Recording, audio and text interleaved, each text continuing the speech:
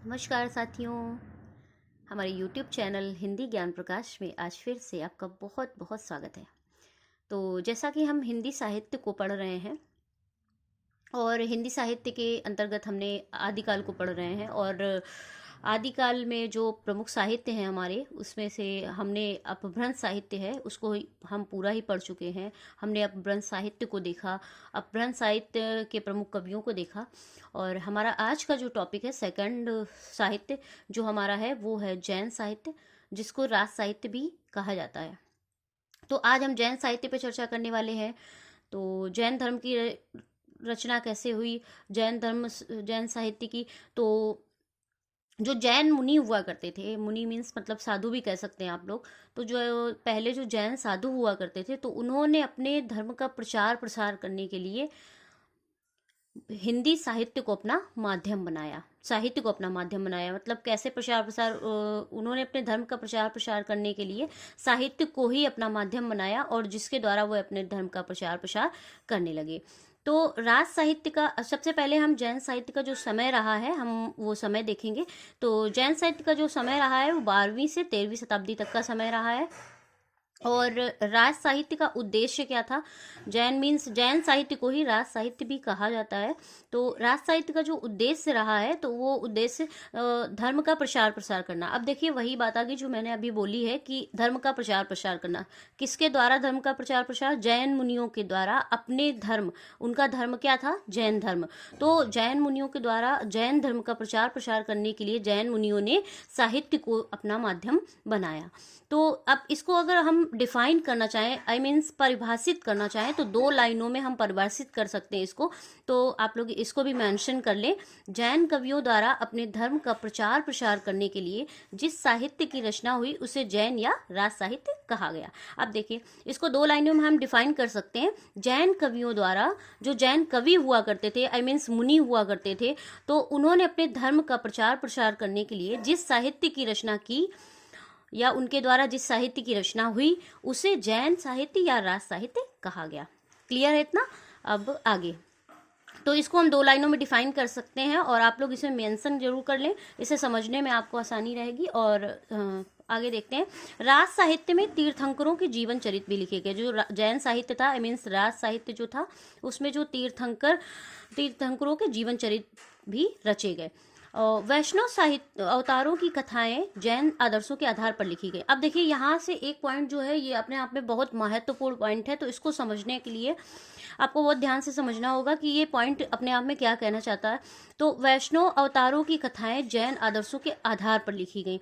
तो जो जैन मुनि हुआ करते थे तो उन्होंने माध्यम किसको बनाया था, मतलब कैसे वो अपने धर्म का प्रचार प्रसार करने के लिए जो रचनाएं किया करते थे, तो उन्होंने रचनाएं करने के लिए किसको माध्यम बनाया था? तो उन्होंने हिंदू धर्म की कथाओं को साहित्य का आधार बनाया हुआ था। तो वो ये कह सकते हैं मतलब जो हिंदू धर्म के लोग थे वो मतलब जैन कथाएं जो थी वो जैन धर्म में आधार पर नहीं लिखी गई। जो हिंदू धर्म की कथाएं थी वो उन्होंने अपने साहित्य का आधार बनाया था। तो ये 2 लाइनों में ये कह सकते हैं कि जैन मुनियों ने जो रचनाएं की तो हिंदू धर्म की कथाओं को अपने साहित्य का आधार बनाकर तब रचनाएं प्रस्तुत की। तो जैसा कि हम हिंदू धर्म की कथाओं को साहित्य का आधार बनाया। जैन साहित्य में सबसे ज्यादा चरित काव्य रचे गए। तो चरित काव्यों में आप चरित काव्य से समझते हैं, मैंने पहले भी क्लास में बताया चरित काव्य क्या होता है। चरित काव्य में जैसे पौम चरु रचना की गई तो पौम चरु में राम का चरित्र, राम का जीवन वृत्तांत जो पूरा होता है। इस तरह के जो काव्य होते हैं, संपूर्ण जीवन वृत्तांत किस पर आधारित होती है ये कथा, तो उस तरह के जो काव्य होते हैं वो चरित काव्य कहे जाते हैं। तो इतना क्लियर है। अब देखिए रास और जैन साहित्य की जो प्रमुख विशेषताएं थी तो उसकी विशेषताएं क्या कर रही हैं, आप लोग इस पे भी ध्यान दीजिए कि जैन राज साहित्य की विशेषताएं क्या थी। तो जैन कवियों द्वारा रचा गया जो साहित्य था वो जैन साहित्य कहा गया। इसकी विशेषताएं मतलब ये जो साहित्य रचा गया, जैन साहित्य रचा गया, किसके द्वारा रचा गया? जैन कवियों के द्वारा रचा गया। जैन मुनियों भी कह सकते हैं, मुनियों के द्वारा जो रचा गया साहित्य वो जैन साहित्य कहा गया। अब इसका मुख्य स्रोत क्या था? हिंदू धर्म की कथाएं, हिंदू धर्म की कथाएं। तो जो हिंदू धर्म की कथाएं थीं, उन्होंने अपने रचनाओं में हिंदू धर्म की कथाओं को साहित्य का आधार बनाया था। और इसमें क्या है, जीवन चरित, अब वही चीज़ है। देखिए ये जो कह सकते हैं चरित काव्य जो होता है, इसमें क्या होता है, जीवन चरित और जैन पुराण, जैन चरित, आचार, ये जैन पुराण, ये सब रचनाएं सम्मिलित हैं। और अब इसमें देखिए इसकी शैली क्या रही है, तो जैन चरित, आचार, रास एवं फागु शैली में रचा गया। तो जो जैन साहित्य था वो किन किन शैलियों में रचा गया, चरित शैली में, आचार शैली में, रास शैली में और फागु शैली में। तो आप आचार शैली क्या होती है, तो आचार शैली जो होती है, आप इसको समझिए, आचार शैली जो होती है इसमें क्या होता है, उपदेशात्मक रचनाएं होती हैं। तो मतलब जैसे जो जैन मुनि हुआ करते थे, वो अपने धर्म का प्रचार प्रसार करने के लिए जब जैन साहित्य की रचना की, तो वो किस तरह की शैली अपनाते थे, मतलब आचार शैली। तो क्योंकि उसमें उपदेशात्मक रचनाएं होती थी, उपदेश देने वाली जो तथ्य होते हैं मुख्य, तो उसमें आचार शैली का प्रयोग। आचार शैली क्या होती है, जो जिसमें उपदेशात्मक रचनाएं होती हैं। और इसमें क्या होता है कि घटनाओं को जो है वो प्रधानता नहीं दी जाती है। कुल मिला के जो तात्पर्य यह है कि इसमें उपदेशात्मक रचनाएं होती हैं। इसका मुख्य उद्देश्य क्या है, धर्मत्व का निरूपण करना, मतलब अपने धर्म का प्रचार प्रसार करना, इस तरह का जो इसका मुख्य उद्देश्य रहा है। तो मतलब जैन मुनियों के द्वारा अपने धर्म का प्रचार प्रसार करना, इसका जो मुख्य उद्देश्य है वो ये रहा है। अब इसकी जो भाषा रही है, जैन साहित्य की भाषा क्या थी, हम थोड़ी सी चर्चा उस पर भी कर लेते हैं। तो जैन साहित्य की हमारी जो भाषा रही है वो अपभ्रंश प्रभावित हिंदी है, मतलब अपभ्रंश से प्रभावित जो हिंदी है उसको हम जैन साहित्य की भाषा मानते हैं।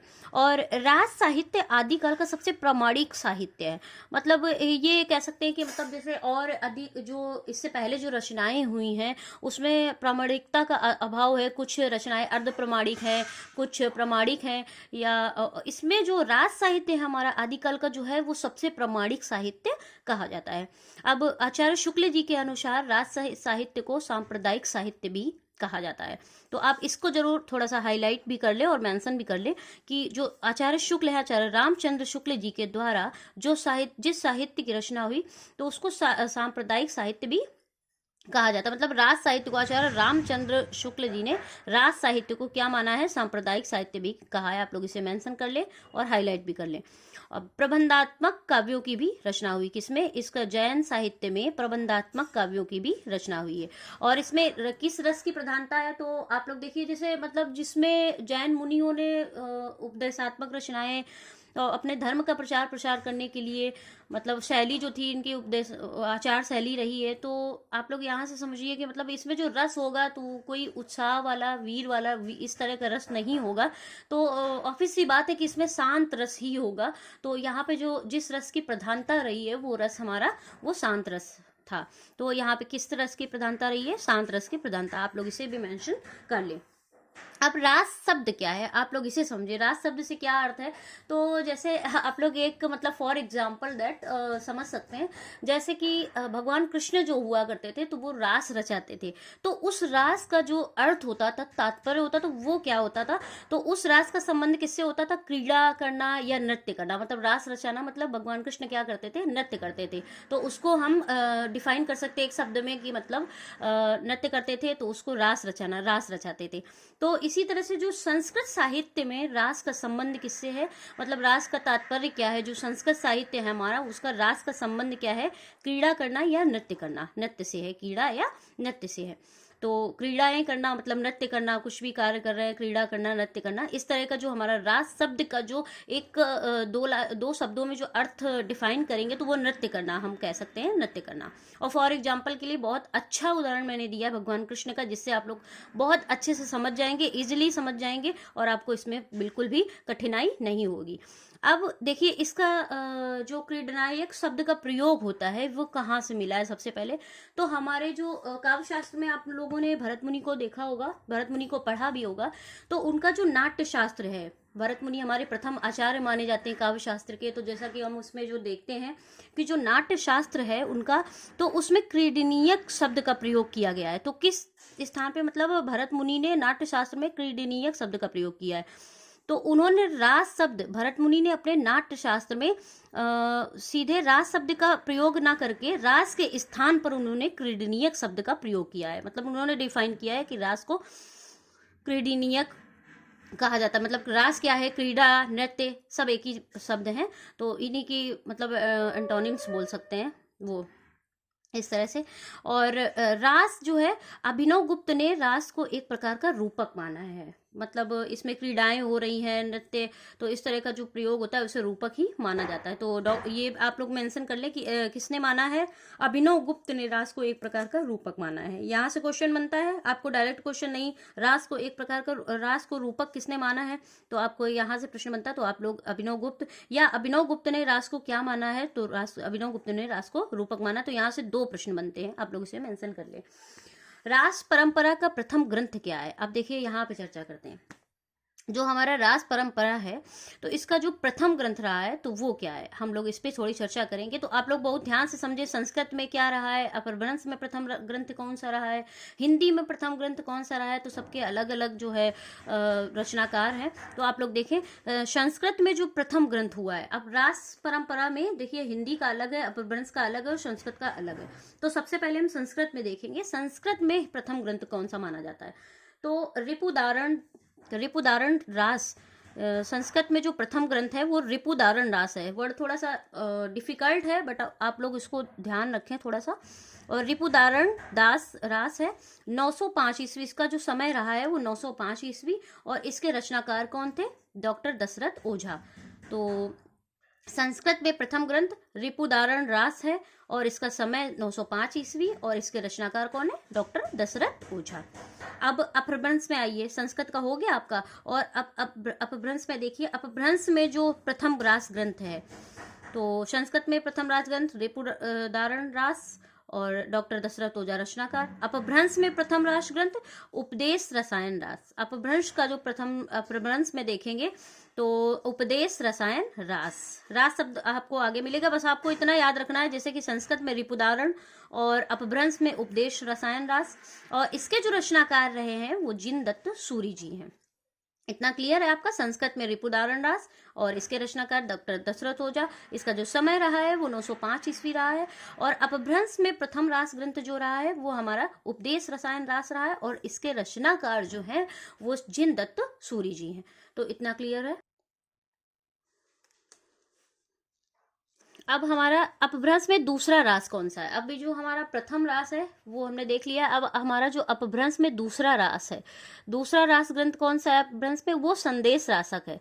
और संदेश रासक जो है इसके रचनाकार कौन है, अब्दुल रहमान जी। एक चीज पीछे छूट गई थी आप लोगों की, तो वो मैं बताना चाह रही हूँ आप लोग को। जो अब्दुल रहमान जी है हिंदी के प्रथम मुस्लिम कवि माने जाते हैं और इनका जो प्रथम ग्रंथ रहा है वो संदेश रासक है। तो आप लोग इसको कहीं पे आगे मेंशन कर सकते हैं या फिर ध्यान रखें थोड़ा सा। तो ये जो पॉइंट है ये अपने आप में बहुत महत्वपूर्ण पॉइंट है, तो इसको आप लोग हाईलाइट कर लें और थोड़ा सा मेंशन कर लें। अब हिंदी में प्रथम, तो अपभ्रंश में दूसरा जो हमारा रास ग्रंथ रहा है वह संदेश रासक है। किसके द्वारा रचा गया है, ये अब्दुल रहमान जी के द्वारा रचा गया है। अब हिंदी की बात करते हैं। संस्कृत में देख लिया हमने और अपभ्रंश में हमने प्रथम द्वितीय दोनों देख लिए हैं। अब हम हिंदी की चर्चा करते हैं। हिंदी में प्रथम रास ग्रंथ किसको माना जाता है, तो हिंदी में जो प्रथम रास ग्रंथ हमारा रहा है वो भारतेश्वर बाहुबली रास।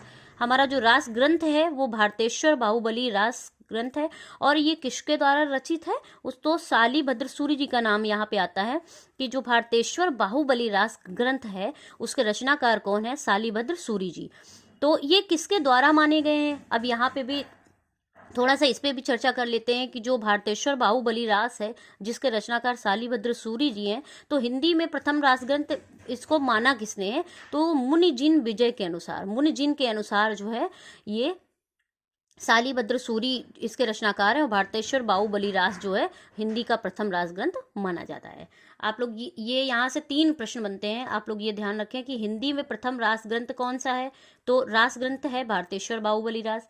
उसके और यहाँ से एक और प्रश्न बनता है, भारतेश्वर बाहुबली रास के रचनाकार कौन है, तो जो रचनाकार हैं वो शालिभद्र सूरि जी हैं। और किसके द्वारा माने जाते हैं, तो मुनि जिन के अनुसार ये हिंदी के प्रथम रास ग्रंथ माना जाता है।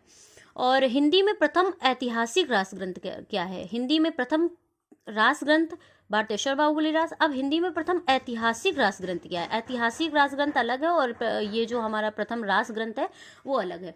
तो आप लोग इसे याद रखें कि ऐतिहासिक रास ग्रंथ क्या है, तो पंच पांडव चरित रास। अब आप लोग ऐतिहासिक की जहाँ पे चर्चा आती है तो देखिए आप लोग नाम से ही, रचना का जो नाम है आप लोग इससे ही समझ जाएंगे।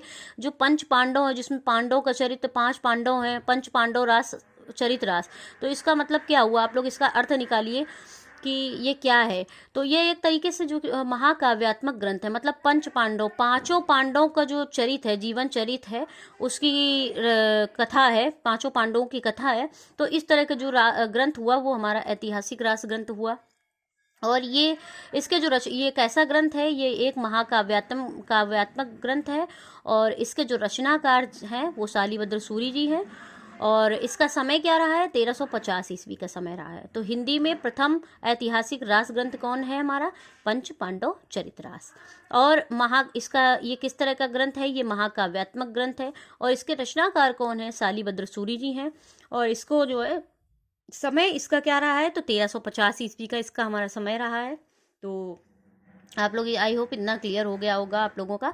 अब जो हमारा जैन साहित्य रहा है इसमें जो प्रमुख कथन है वो कथन क्या है? तो आप लोग इसको ध्यान रखें। जो महत्वपूर्ण कथन है इसके बारे में, जैन साहित्य के बारे में, तो आप लोग उसको भी 1-2 पॉइंट है कुछ आप लोग मेंशन कर लें। तो अगर उनकी रचनाओं से जैन विशेषण हटा दिया जाए तो योगियों एवं तांत्रिकों की रचनाओं से बहुत भिन्न नहीं लगेंगी।